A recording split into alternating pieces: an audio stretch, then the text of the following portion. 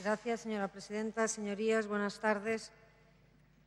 Señor Reneses, me sorprende que usted haya hablado de que no ha habido transparencia y de que se han tratado de solapar las comparecencias, cuando usted sabe perfectamente que el primer grupo que pide una comparecencia de los responsables para informar de este tema es el Grupo Parlamentario Popular en la Comisión de Presidencia. Con anterioridad a que lo haga el Grupo Parlamentario Socialista, no diga usted que no, señor Rojo, y mires el registro, porque yo estoy en la mesa y da la casualidad de que califico las iniciativas. Se registra en primer lugar y con varios días de antelación la petición de comparecencia del Grupo Parlamentario Popular. A continuación, una petición de comparecencia del Grupo Parlamentario de Izquierda Unida, después la suya y, a continuación, la del señor consejero. Es decir, no vengan aquí a tratar de desvirtuar los hechos y a tratar de basar en una cosa tan absurda y además tan comprobable como esa una supuesta falta de información, de transparencia, que ustedes están queriendo revestir esta cuestión. Ha dicho una cosa que además me preocupa muchísimo, porque ¿qué es eso de que el fraude se resuelve en lo penal y no en lo social?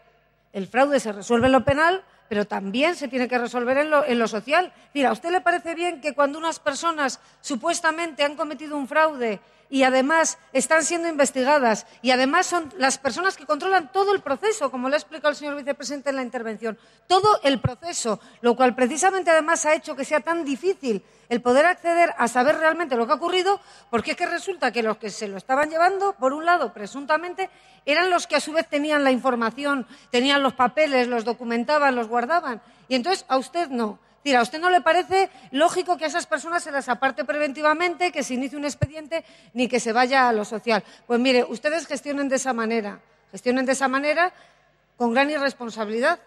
Con gran irresponsabilidad. Afortunadamente, esa responsabilidad ustedes no la tienen en muchos organismos públicos, pero desde luego así no se pueden hacer las cosas. Porque además, señoría, a lo penal se va cuando hay indicios muy fundados y certezas.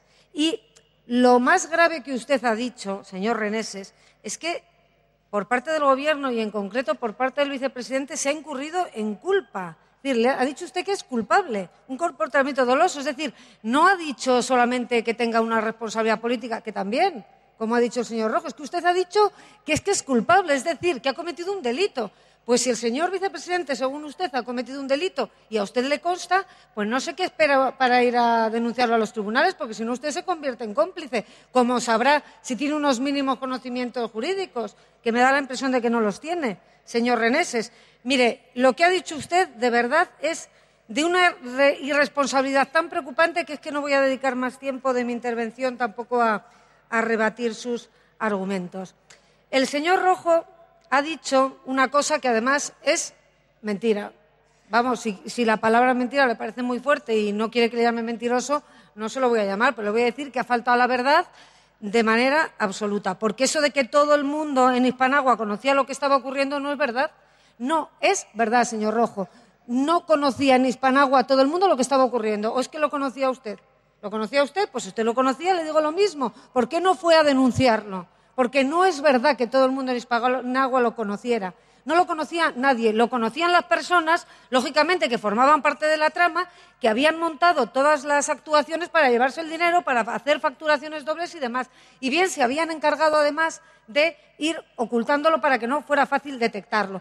Tampoco fácil ha sido detectarlo, que precisamente la compañía que se ha tenido que encargar de hacer la auditoría interna para poder constatar el fraude, han estado casi un año trabajando. Una de las auditoras de fraudes quizá más importante del mundo, con muchas personas trabajando en ello. Tan sencillo no sería, señor Rojo. Yo no comprendo por qué viene usted aquí a decir este tipo de cosas. Y luego, claro, cuando dice que no comprende por qué el señor vicepresidente ha venido a hacer un mero relato de lo ocurrido, como que no, pues para eso hemos venido, efectivamente, para enterarnos. No se ha pedido una comparecencia precisamente para eso. O sea, ¿a usted le parece mal que dé información? Y entonces, ¿qué quiere usted que venga aquí a hacer el señor? A usted me imagino que lo que le gustaría es que el señor González se quemara lo bonzo, como mínimo, aquí en mitad del salón de plenos, en vez de dar información.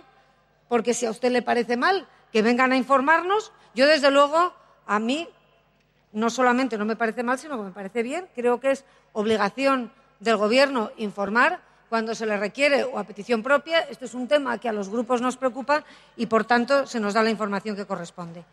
Respecto a la responsabilidad política, pues claro, es que esto es algo muy manido, responsables políticos.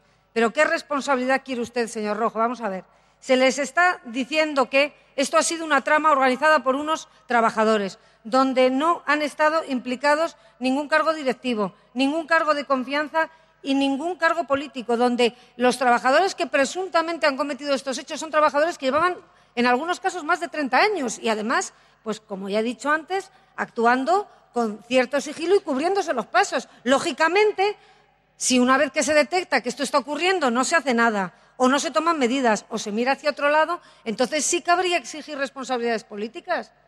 Pero me dirá usted, sí, desde el momento en el que se detecta que se están produciendo determinadas actuaciones, se toman todas las medidas que se deben de tomar, desde las internas, de apertura de expediente disciplinario, de investigación interna, de puesta en conocimiento de los tribunales con posterioridad, de puesta en conocimiento de la Cámara de Cuentas. ¿Qué más quiere usted que se haga, señor Rojo? Es decir, ¿a usted eso no le parece suficiente? Da igual. O sea, responsabilidades políticas porque sí, porque usted lo dice. Mire, le voy a poner un ejemplo que yo creo que hasta usted, si presta un poquito de atención, lo puede hasta comprender. Es como si se comete un delito y pedimos la responsabilidad política del Ministerio del Interior. Pues no, la responsabilidad política se le pide al Ministerio del Interior si frente al delito no se toman actuaciones, pero no por el hecho de que se cometa un delito. Y aquí lo que ha ocurrido es que se ha cometido un presunto delito. Y digo presunto porque, lógicamente, van a tener que ser los tribunales quienes finalmente lo determinen. Y respecto a otra cuestión que usted ha dicho, en la merma patrimonial y demás, hombre, señor Rojo, a mí me ha sorprendido que usted, después de ese adagio jurídico que nos ha hecho, sin embargo, tenga tan pocos conocimientos jurídicos como para no saber que toda acción penal, una demanda penal, implica, en muchos casos, responsabilidades civiles. Es decir, no hace falta interponer una vía civil paralela. La propia vía penal se determinarán, en su caso, las responsabilidades penales de los trabajadores implicados y, por supuesto, también de las empresas implicadas. Por tanto, cuando eso ocurra, que previsiblemente, desde luego, esperemos por el bienestar y el beneficio de todos los madrileños que ocurra así, pues en ese momento la justicia requerirá a las empresas implicadas que reintegren todos aquellos beneficios fraudulentos y los conceptos que los propios tribunales determinen. Pero, lógicamente, es que no hace falta recurrir a la vía civil paralela para que haya un reconocimiento de la responsabilidad civil también. Usted dice también que no hay controles, que aquí todo ha sido un descontrol y demás. Yo creo que el señor vicepresidente lo ha explicado con muchísimo detalle en su intervención. Yo, desde luego, lo he entendido, pero se lo vuelvo a repetir. Aquí había una trama organizada donde una serie de trabajadores que formaban el núcleo. Mire, para que lo entienda, como Juan Palomo yo me lo guiso, yo me lo como, pues lo mismo. O sea, este es el problema y precisamente por eso es complicado. Y concluyo, señora Cifuentes. Sí, señoría, concluyo, señora presidenta, simplemente diciendo una cosa. Mire, señor Rojo, de verdad, o sea, que usted hable de líos internos, pues francamente a mí me pueden dar dos cosas, o darme la risa o darme un poquito de vergüenza. Me da un poquito de vergüenza porque usted de líos internos sabe mucho y yo no voy a decir más. Pero que usted hable de demagogia, eso ya me produce más preocupación. Que usted hable de demagogia, señor Rojo, es, por poner un ejemplo, pues como si Hugo Chávez habla de derechos humanos, por ejemplo. Nada más y muchas gracias.